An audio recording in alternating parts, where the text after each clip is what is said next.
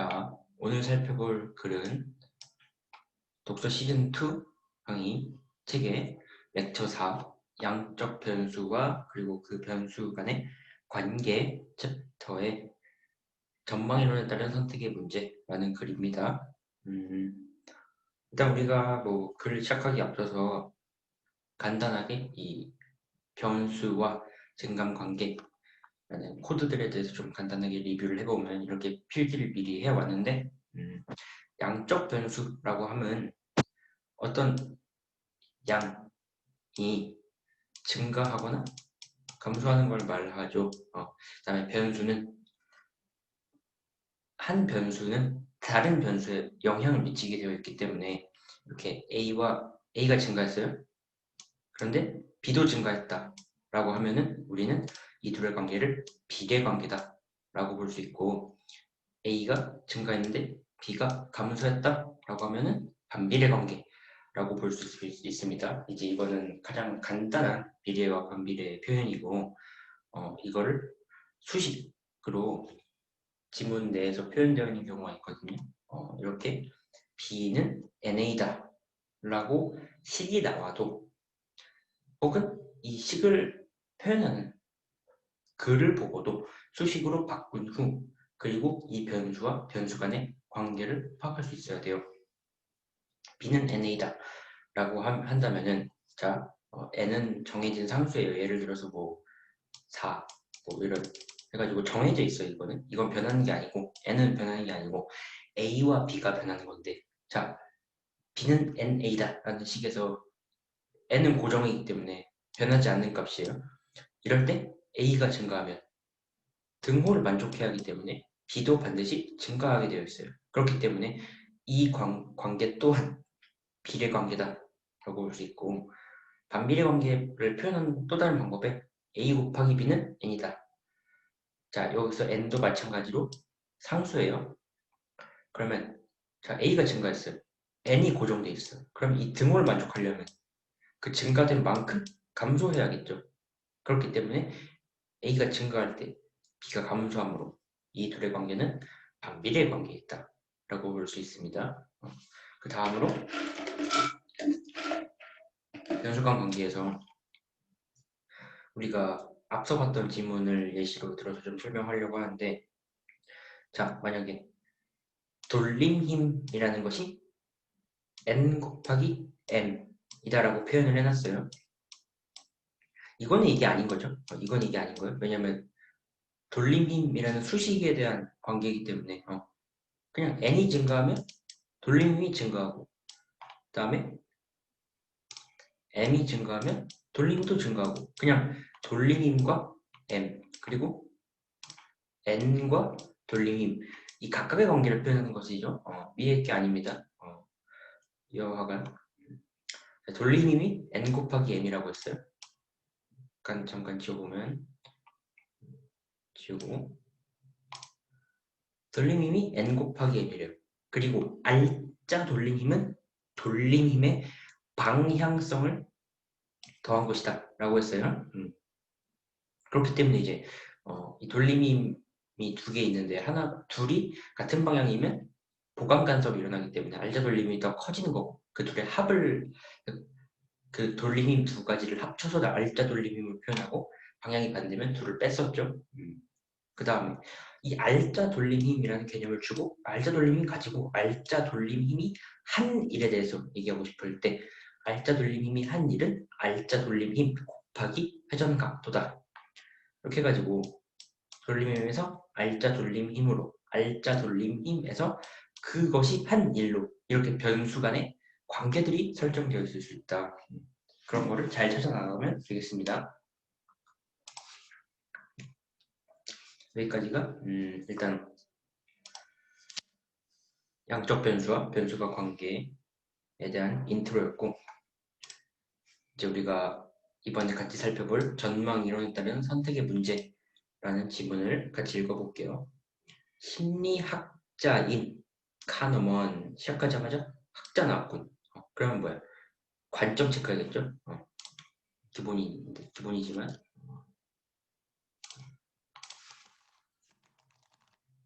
이론 혹은 학자 나오면 관점 체크해야 된다.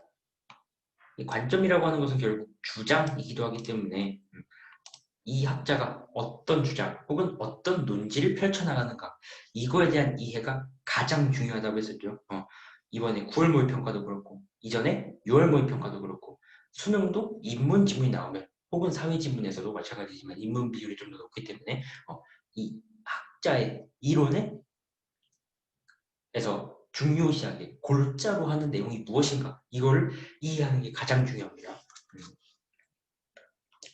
또한 이 학자나 이론이 두 가지 이상 나온다. 그러면 그들을 비교할 준비도 해야 되고 심리학자인 카너먼은 인간이 논리적 사고 과정을 통해 합리적으로 문제를 해결한다기 보다는 이게 아니란 소리죠. 직감에 의해 문제를 해결하는 경향이 강하다고 뭐라 해야 주장하였다. 주장 뭐예요? 직감에 의해 문제를 해결한다. 인간은 논리적 사고나 합리성보다는 직감이 더 문제 해결에 강한 영향을 준다.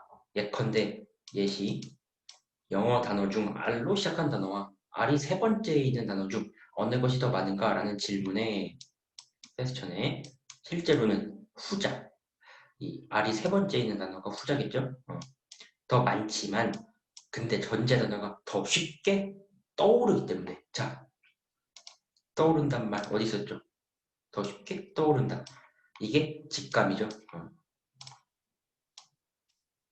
이제 어쨌든 이게 일반론이고 이게 예컨대니까 이게 구체화된 이야기니까 이 둘을 연결시키는 것 또한 능력이에요.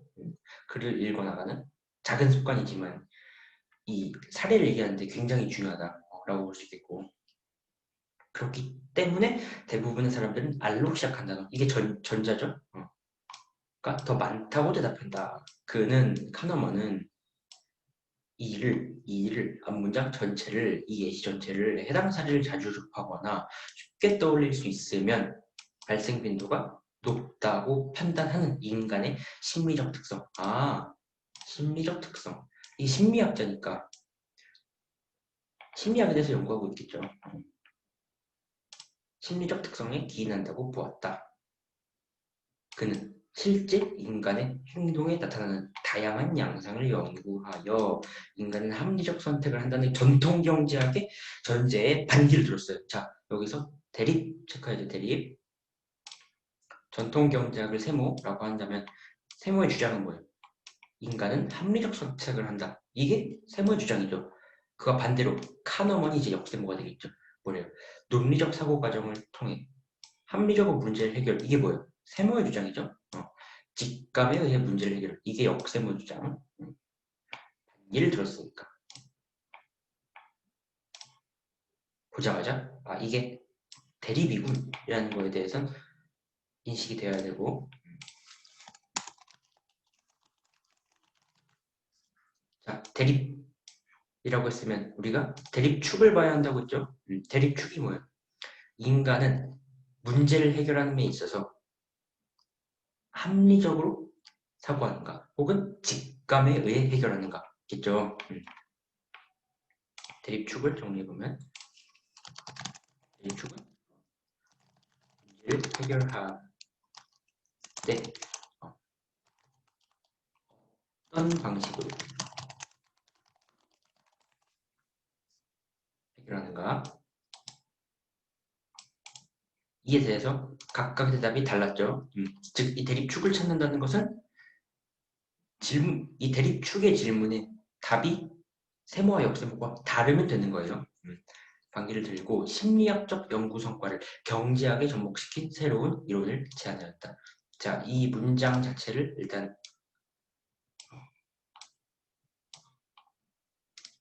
이런 형식의 문장이 좀 중요하거든요. 이걸 보고 엄청 많은 힌트를 얻을 수 있어요. 심리학이에요. 심리학에서 연구한 그 결과를 가지고 경제학에다가 접목시켜서 어때요? 새로운 이론, 역세모의 이론이겠죠. 이거를 제안했다. 자, 반박을 자, 지금 대립을 어떻게 전개하고 있어요? 다른 영역의 이론을 끌고 들어와서 제안하고 있죠. 우리가 예전에 봤었던 P와 E의 문제 해결 기억나요? 거기서도 됐어요. 지금 이 논리 난제이기 때문에 논리학으로 해결이 안 돼. 그래서 법률가들은 이를 해결할 수 있는 사안이라고 본다라고 했었죠. 그 문장과 결이 비슷한 문장이에요. 그래서 그 지문 같이 봐야 돼요. 그래서 여기다 엮어읽기로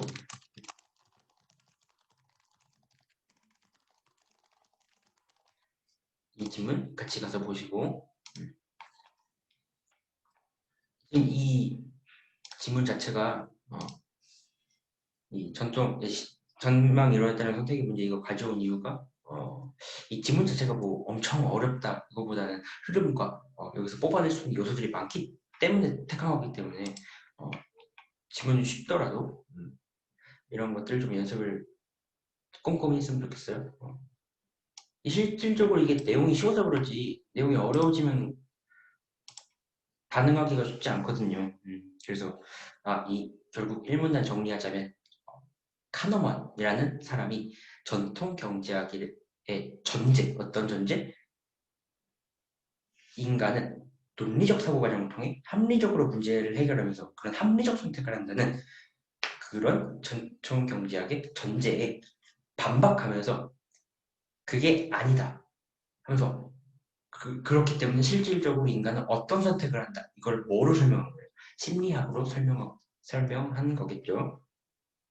다음 문단. 전통 경제학. 아까 우리가 이렇게 세모로 표시했기 때문에 전통 경제학에서는 인간은 합리적 선택을 하는 존재로 뭐래요? 가정한대요. 가정한대요. 우리가 잠깐 앞으로 가보면 뭐가 있었어요? 전제 있었죠. 전제가 뭐였어요? 인간은 합리적 선택을 한다. 이거였죠. 그죠? 다음 거 가보면은 인간은 합리적 선택을 하는 존재. 똑같은 말을 반복하는 거죠. 이걸 읽자마자 가정과 전제가 같은 말이니까 또 똑같은 말 반복하는군이 돼야 돼요.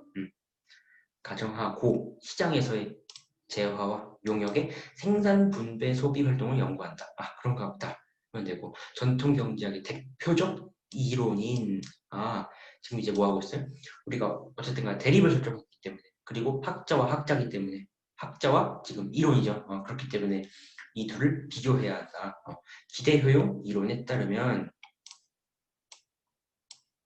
이것도 세모죠. 전통 경제학 이론이니까 이에 따르면 인간은 대안이 여러 개일 때 각 대안의 효용을 계산하여 자신에게 최대 이득을 주는 대안을 선택한다.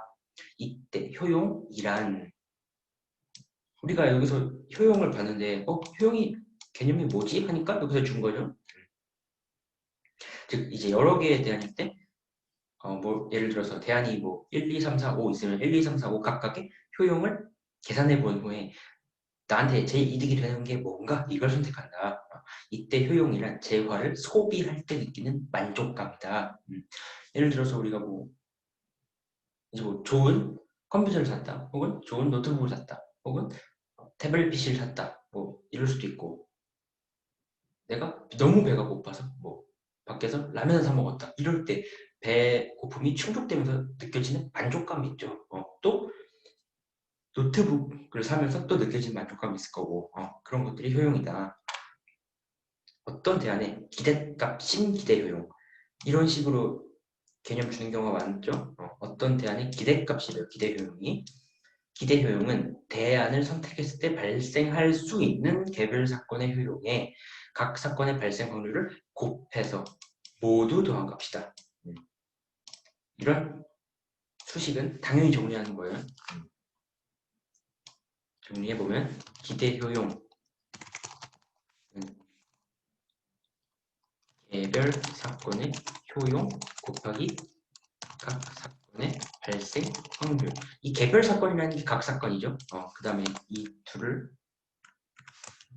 합이래요. 앞에다 쓸까? 이렇게 정리할 수 있고, 다음에 예컨대 바로 예시 좋네요. 자, 이 문단에서 일단 얘기했던 게 전통경제학의 주장, 그죠? 전통경제학의 대표적인 이론이 기대효용 이론에서 인간은 어떤 선택을 하는가? 어떤 선택을 했었죠? 효용이 최대인 거, 그죠? 그 다음에 기대효용의 개념을 줬어요. 예컨대 동전을 던져 앞면이 나오면 2만 원을 얻고 뒷면이 나오면 만 원을 잃는 게임 A, 그리고 앞면이 나오면 만 원을 얻고 뒷면이 나오면 5천 원을 잃는 게임 B가 있다고 해보자. 뭐 이런 것도 많이 봤죠. 상황 설정, 그죠? 화폐 효용은 그것의 액면가와 같다고 할 때, 액면가라는 게 이제 눈에 보이는 그 돈의 가치죠, 그죠? 화폐 효용. 자, 우리 지금 뭐 해야 돼요? 전통 경제학이니까 각각의 효용 계산해야 돼요, 그죠? 같다고 할 때 동전의 앞면, 뒷면이 나올 확률은 각각 0.5. 앞면이 나올 확률도 2분의 1, 뒷면이 나올 확률도 2분의 1. 그러니까 게임 A의 기대 효용은 어땠어요? 기대 효용. 우리가 어떻게 계산했었죠?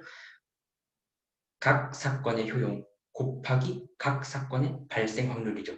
그 다음에 모두 더합값이에요. 자, 그러면 이게 개별 사건 1번, 그죠? 이게 개별 사건 2번이죠. 그렇기 때문에 이 둘을 각각 계산해서 더해야 돼요. 자, 이제 더해봅시다. 곱해서 더해봅시다. 대안을 선택할 수 있는 개별 사건의 효용. 자, 1번 사건의 효용 2만 원이죠. 거기다가 곱하지 뭐를? 확률을 0.5. 이제 여기다 더해야죠. 어떤 걸 더해요? 2번 사건의 개별 효용 곱하기 그 사건의 발생 확률. 자, 개별 효용이 뭐예요? 만 원을 잃는 거예요. 자, 여기서 앞에서는 만 원, 2만 원을 얻는 거니까 플러스 2만 원인 거고, 잃는 거니까 마이너스 만 원이죠. 그죠? 그렇기 때문에 마이너스 만 원 곱하기 0.5. 여기서 지문에 써져 있는 게 조금, 그러니까 실제로 이렇게 나오긴 했는데, 지금 개념을 정확히 따라가면은 제가 쓴 수식이 더 정확하죠. 그럼 이제 만 원 빼기 5천 원이니까 5천 원이 나오겠죠. 그죠? 그럼 이게 뭐예요? 이게 기대 효용인 거죠. 기대 효용. 그러니까 자, 이 효용이 있고 이 효용이 있어요. 이게 효용인 건 어떻게 알아요? 화폐 효용이 액면가래. 액면가. 2만 원, 만 원 이게 효용이라고 했으니까. 오케이? 자, 이 상황 설정을 생각해 보면 이것도 잘 이해가 되죠? 상황 설정했으면 우리가 그 각각을 의미하는 바 그리고 변수들을 모두 통제하기 위한 설정을 정확히 해준다고 했어요. 다음으로 5,000원 그리고 게임 B의 기대 효용을 이제 계산해 보면 잠깐만 이게 A였고 이게 A였고 그 다음에 B 계산해 보면 앞면이 나오면 만 원은 얻어요. 그럼 플러스 만 원이죠. 여기다가 0.5를 곱해야죠.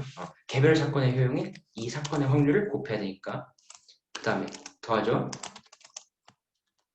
그 다음으로 뒷면이 나오면 5,000원을 잃어요. 뒷면이 나오면 5,000원을 잃으니까 마이너스 5,000원 여기다가 0.5 확률을 마찬가지로 같으니까 이거 계산하면 5,000원 빼기 2,500원이니까 2,500원이죠. 이 만원 마이너스 5,000원 이게 각 사건의 개별 사건의 효용이고 그 다음에 0.5, 0.5는 그 사건들이 각각 발생 확률이고 그 다음에 2,500원은 기대 효용인 거고 자 위에 앞에서 이 문단에서 봤던 기대 효용의 그 수식을 가지고 계산을 하고 있죠. 그 상황인 걸 인지하고 잘 풀어내기만 하면 되고 여기가 플러스죠. 플러스고 이게 B고 그 다음에 기대 효용 이론에 따라 합리적 판단을 한다면 자 합리적 판단이라는 게 뭐였어요? 앞에서 효용이 최대인 게 합리적이었죠. 자 이것도 이게 이미 우리가 상식으로 알 수도 있는 부분인데 당연히 뭐 이득이 제일 많은 걸 선택해야 되는 거 아니야? 라고 생각해서 그냥 이렇게 했을 수도 있겠지만 그리고 실제로도 내용이 그거와 부합했기 때문에 맞을 수 있겠지만 이 지문을 그대로 따라가는 걸 연습해야 돼요. 합리적 판단이 뭔가? 라는 건 분명 앞에서 써줬고 그리고 근거가 있을 거예요. 없으면 뒤에서 써줬을 거예요. 라는 믿음을 가지면서 계속 읽어나가야 한다는 거죠. 합리적 판단을 한다면 기대 효용이 더 큰, 지금 기대 효용이 큰 게 합리적이구나. 앞에서 우리가 추론할 수 있는 건 효용이 최대인 게 합리적이구나. 근데 그 효용이 실제로 뭐였어요? 기대 효용이었죠. 선택해야 하지만 실제 선택 상황에서는 대다수의 사람들이 게임 B를 선택한다. 그렇기 때문에 어때요? 전통 경제학에 반기를 든 거죠. 이런 걸 근거로 해가지고. 왜냐면 이게 이제 전통 경제학의 견해죠. 기대 효용 이론에 따라서. 근데 그 이론이 실제로 실제 선택 상황, 실질적으로 부합하지가 않는다는 거예요. 그죠? 그렇기 때문에 카너만, 바로 뒤에 나오죠. 카너만이 이게 지금 이론에 한계가 있으니까 이것도 문제죠. 기대 효용 이론. 이 문단에서 보았던 기대 효용 이론에 지금 문제가 있어요. 그렇기 때문에 이걸 문제를 해결이죠. 자, 해결이 뭐예요? 전망이론이죠. 문제 해결이 결국 전망이론이었군. 근데 그 문제와 해결은 어떤 구조 내에서 포함되어 있어요? 전통 경제학과 카너먼의 대립 관계 내에서. 그죠? 이런 거 되게 많이 봤죠? 전망이론을 제시하였다. 전망이론은 역세모겠죠? 기대효용 이론과 전망이론이 지금 대비되고 있어요. 전망이론은 이득보다 손실에 대해 민감하게 반응하는 인간의 심리. 앞에서 심리학자인 카노먼이 심리학적 연구 성과를 경제학에 접목시켰다고 했으니까 이 맥락이 이해가 될 거예요. 인간의 심리가 선택 행동에 미치는 영향을 설명하는 이론이다. 개념 주고 있고 여기서 전망은 우리가 전망을 모르니까 이득과 손실에 대해 사람들이 느끼는 심리 상태라고 개념을 준 거죠. 즉 이제 이득이랑 손실이랑 여기서는 어떻게 했어요? 똑같이 계산했죠. 있는 그대로 액면가 그대로 넣었는데 지금 어때요? 이득보다 손실에 대해서 민감하게 반응한다. 즉 이득과 손실을 여기 전통 경제학의 기대 효용 이론에서는 동등하게 봤는데 이득과 손실에 대해서 느끼는 민감도를 새롭게 추가해서 이 실제 선택 상황에서 이 설명하지 못하는 기대 효용 이론에 보완을 해가지고 설명한 거겠죠.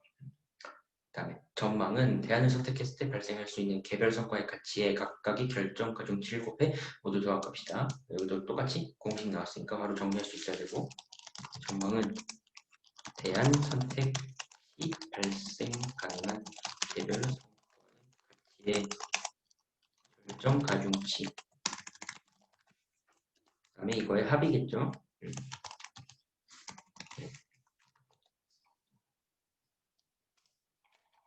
이렇게 정리할 수 있고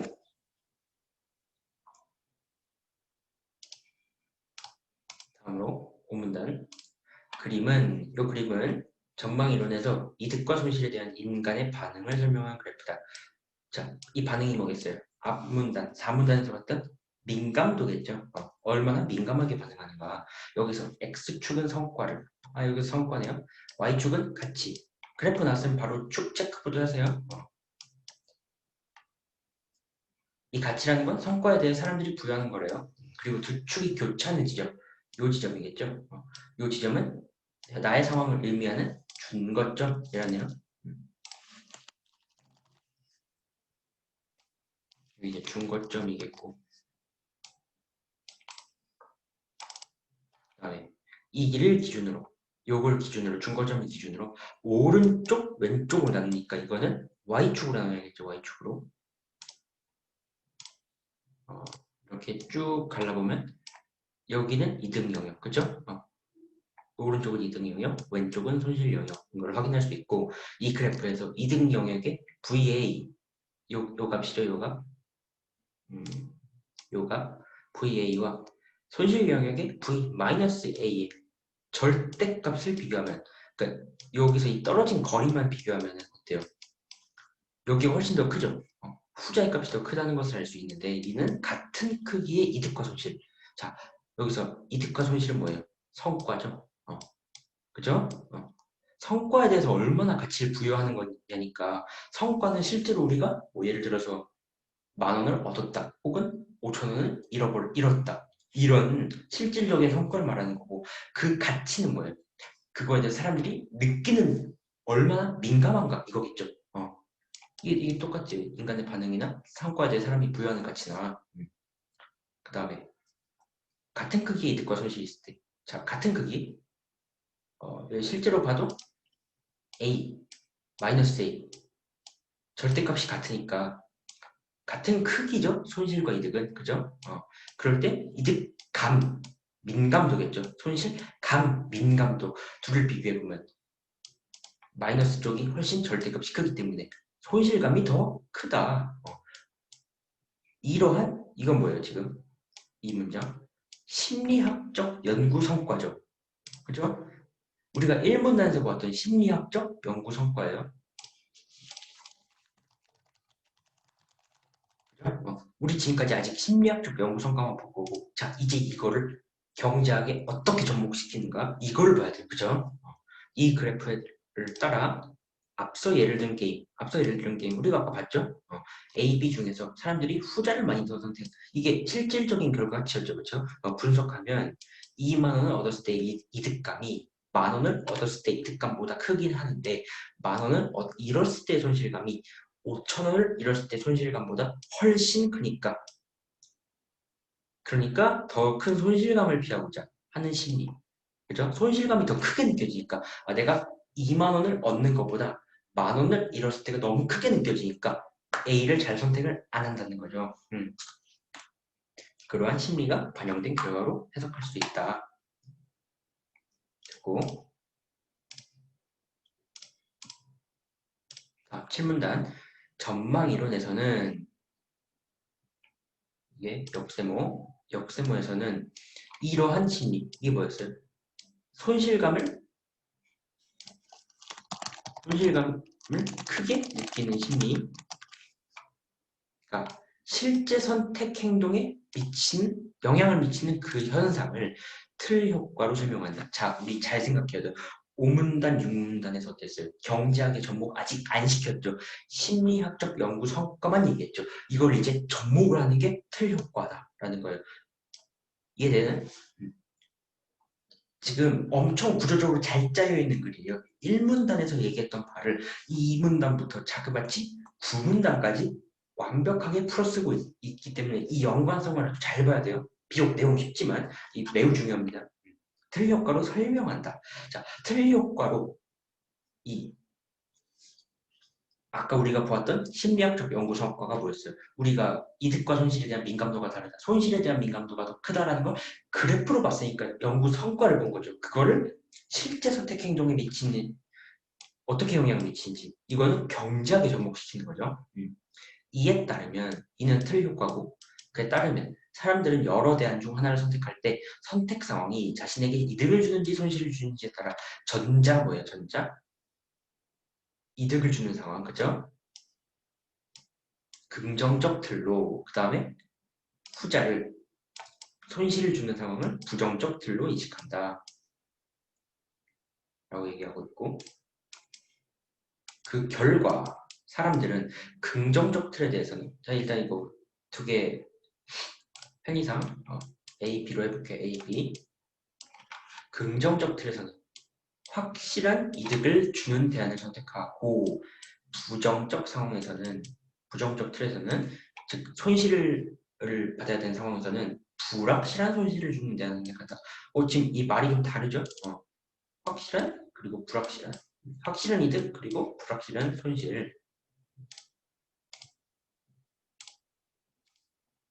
그다음에 불확실성을 위험이라 할 때 그냥 지금 상황 가정한 거죠. 불확실성이 위험일 때 불확실성을 피해 확실성을 추구하는 것은 위험 회피 성향에 불확실성을 피하지 않고 불확실성을 추구하는 것은 위험 추구 성향이 그것에 해당하므로 사람들은 긍정적 틀 A에서는 위험 회피 성향 이게 위험 회피 성향이 이제 A구나. 부정적 틀 B에서는 위험 추구 성향을 보인다고 할 수 있다. 자, 불확실성이 위험이랑 지금 동의하라고 지금 가정했어요. 그렇기 때문에 불확실성을 피해 확실성을 추구하니까 위험이 없죠.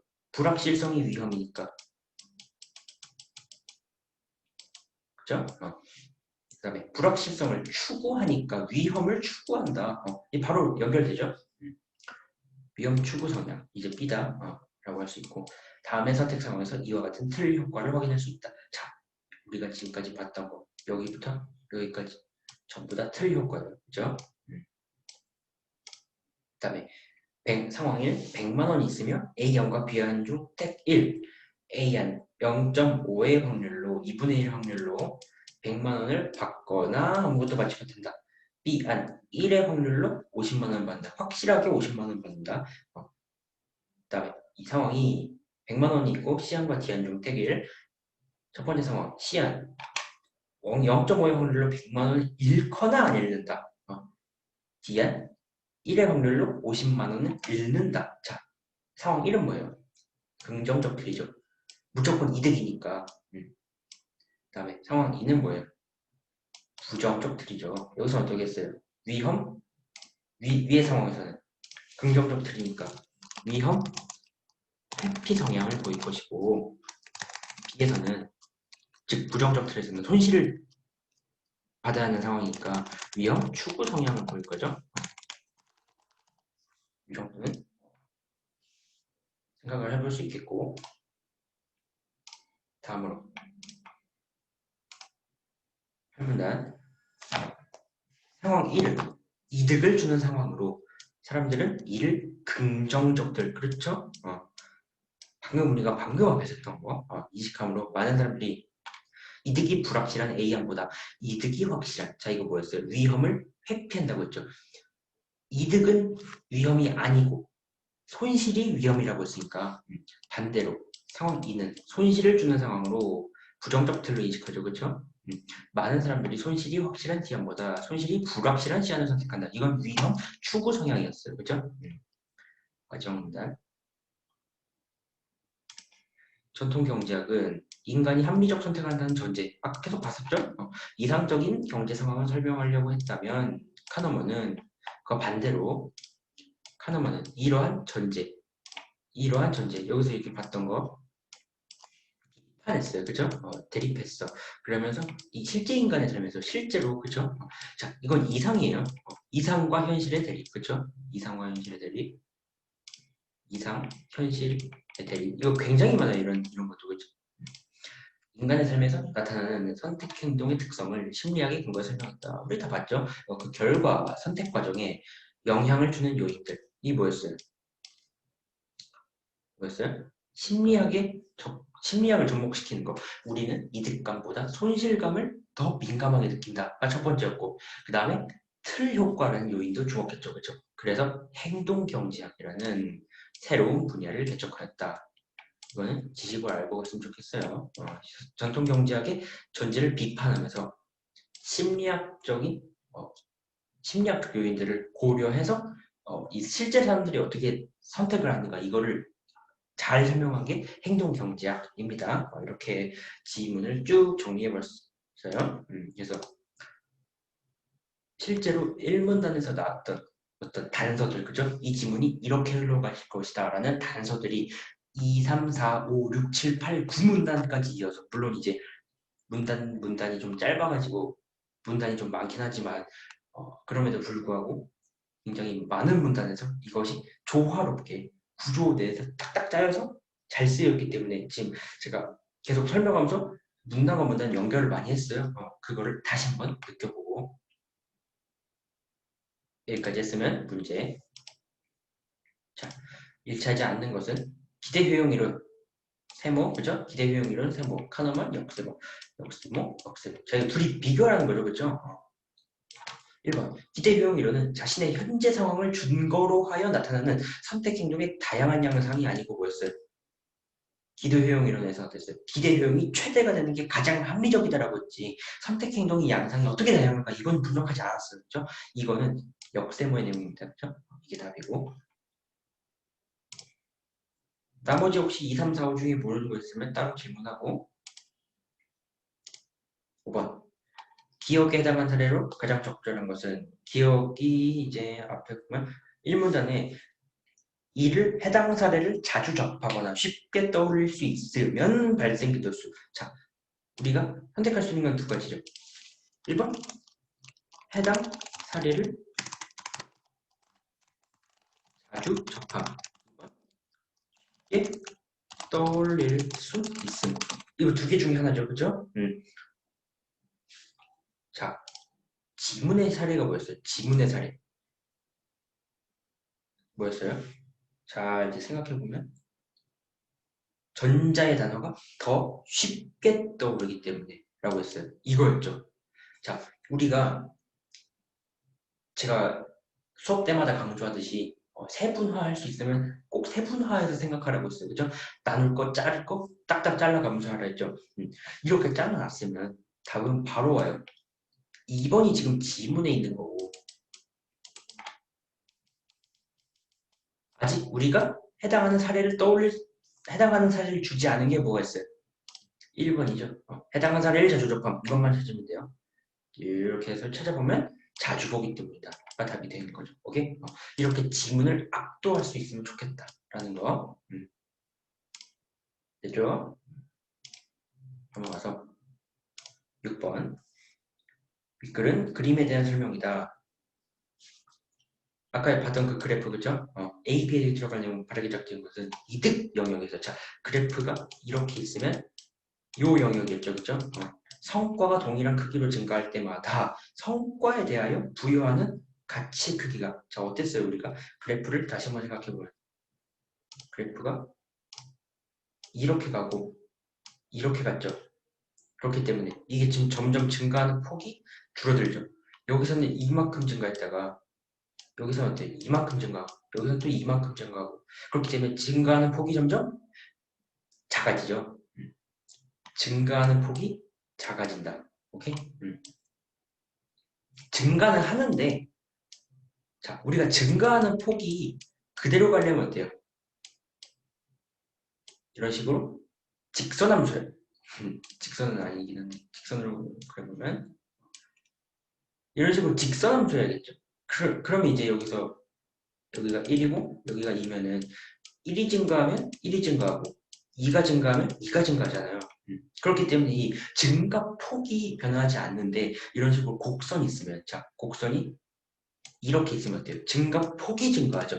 증가는 당연히 하는 상황이고 증가하는데 증가 폭이 증가하려면 1이 증가했을 때 2가 증가했든 다음 1이 증가했으면 4가 증가하든 6이 증가하든 그 2보다는 더 커야 된다는 말이죠. 오케이? 그 다음에 이런 식이면 이게 대표적인 저 뭐야 루트 x 이런 거잖아요. 루트 x 그런 거 이런 이제 생각해 보면은 자 여기다가 1 넣었어. 2 넣고 이렇게 뭐 4 넣었어요. 1 넣었을 때 1 나오죠. 루트 x면 여기다가 x에다 1 넣으면 그죠? 2 넣었으면 루트 2 나오고 4 넣었으면 2 나온단 말이에요. 2가 루트 2가 1.4니까 1.4 정도니까 자 0에서 1 증가했으면 지금 1 증가했죠. 1에서 2로 1 증가했어. 플러스 1이야. 근데 몇 증가했어요? 1에서 1.4로 0.4만큼 증가했어요. 그죠? 이런 식으로. 그다음에 여기서 2 증가했어요. 플러스 2. 앞에서 우리가 방금 앞에서 0에서 2로 플러스 2 됐을 때 1.4 증가했죠. 근데 2에서 4로 플러스 2 증가했을 때 여기서 1.4에서 2니까 0.6 증가했죠. 여기서 이만큼. 0.6 증가했죠. 이런 식으로 증가 폭이 작아진다는 거. 오케이?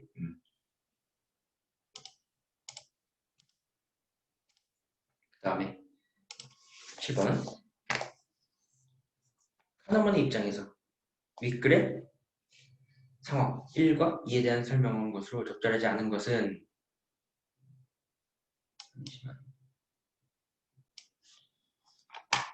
한번 우리가 문제를 같이 풀어보면 상황 1은 뭐였어요? 긍정적 틀이었고 상황 2는 부정적 틀이었죠. 1번 B 안에 50만 원과 D 안에 50만 원에 대해 사람들이 부여하는 가치는 당연히 다르겠죠. 긍정적 상황이고 부정적 상황이니까. 2번 A 안을 선택한 사람들은 위험 회피 성향이고 C 안을 선택한 사람은 위험 추구 성향이다. 이게 도대체 무슨 말이야? 같이 생각해보면 A 안을 선택한 사람들 뭐예요? 0.5의 확률로 100만 원을 받거나 아무것도 받지 못한다. 위험 추구죠, 그죠? 그 다음에 C 안을 선택한 사람들은 잃거나 아무것도 잃지 않는다. 이것 또한 위험 추구 성향인 거죠. 오케이? 둘 다 위험 추구다. 위험이라는 게 결국 불확실함이라고 했잖아요. 불확실함이 증가하기 때문에 위험 추구 성향인 거죠. A 아닙니까?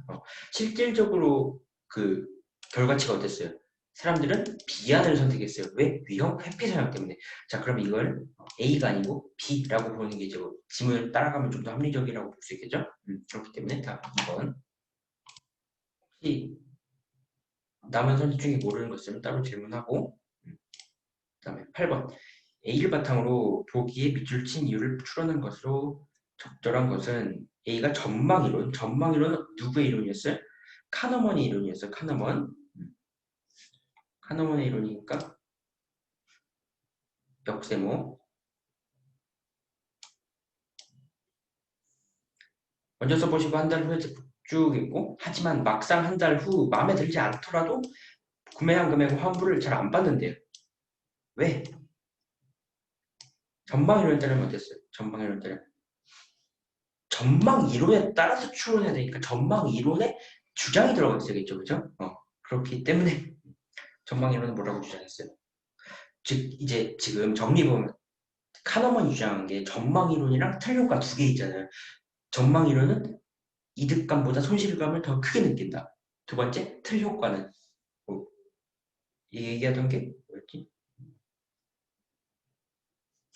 그 긍정적 틀과 부정적 틀로 나눠서 위험 추구와 위험 회피 이걸 설명했잖아요. 이제 전망 이론에서 얘기한 게 결국 이득보다 우리는 손실에 민감하다. 이걸 찾아야 되기 때문에 답은 4번.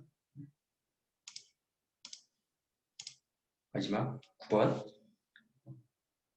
쉬우니까 답 2번. 읽어보면 600명의 주민이 죽을 것으로 예상된다. 자, 죽을 것으로 예상되니까 B죠. 부정적 T죠. 죽을 건 무조건 손실 보기 때문에.